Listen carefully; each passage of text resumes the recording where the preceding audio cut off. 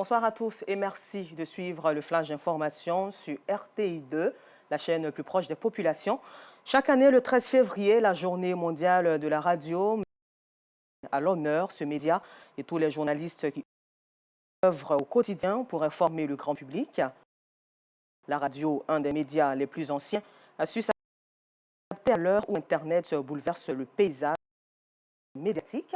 Vous aurez le compte-rendu d'Aziz Daramé ce soir.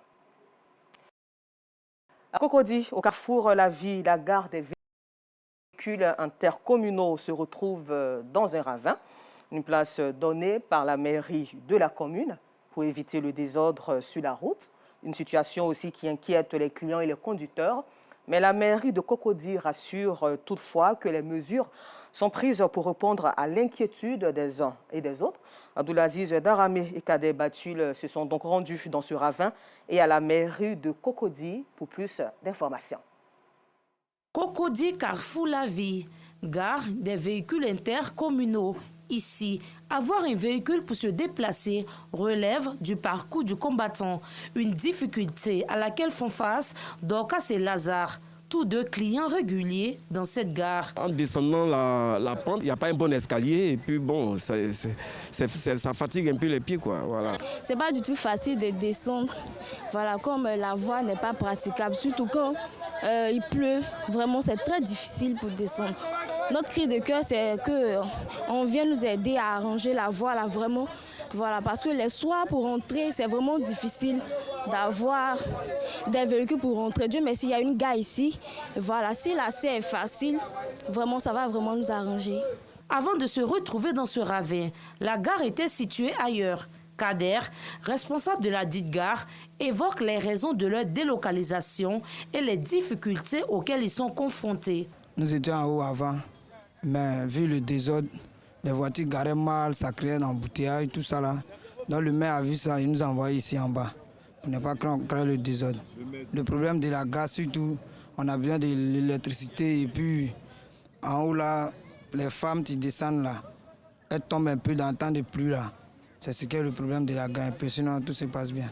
La raison de la délocalisation est aussi attestée par la mairie de Cocody. Le conseiller du maire rassure, transporteurs, clients et responsables de gare concernant les mesures prises. Nous avons décidé, en accord bien sûr avec le maire et le ministre-gouverneur, de délocaliser un tant soit peu, de manière temporaire, bien sûr, cette gare-là, là où elle se trouve actuellement.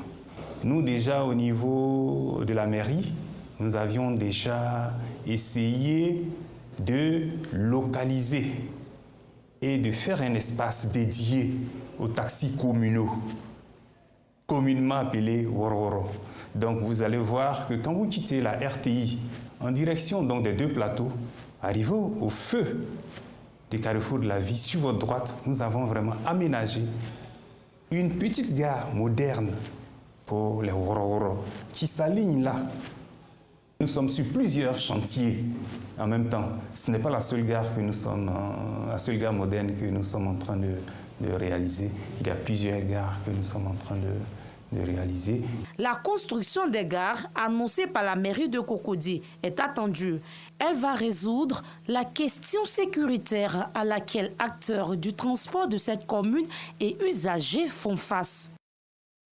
Et toujours dans la commune de Cocody, au quartier Angré, Pétro-Ivoire, marcher sans se boucher les nez et sans sauter par-dessus les eaux stagnantes est devenu un luxe. Les eaux usées plongent les populations dans une situation d'incommodité, à tel point qu'elles se sentent menacées.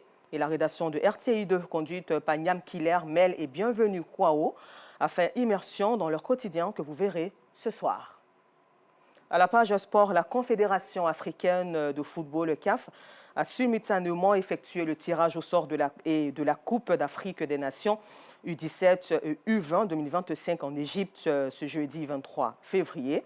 13 février plus tôt, les différentes compositions des groupes sont désormais connues et la Côte d'Ivoire connaît ses prochains adversaires dans la compétition. Le compte-rendu de Moyabi Diabaté aussi à voir ce soir. Et puis en République démocratique du Congo, les Africains se poursuivent dans le sud Kivu et le nord Kivu, où les combattants de l'AFC Mouvement 23 soutenus par l'armée rwandaise affrontent les forces armées congolaises et leurs alliés. Les combats se concentrent particulièrement dans le territoire de Calais, au sud Kivu, avec une nouvelle avancée des troupes rebelles ce jeudi 13 février. Merci de nous avoir suivis. Je vous donne rendez-vous à 19h30, toujours sur RTI2, mais cette fois-ci pour le temps d'information complet.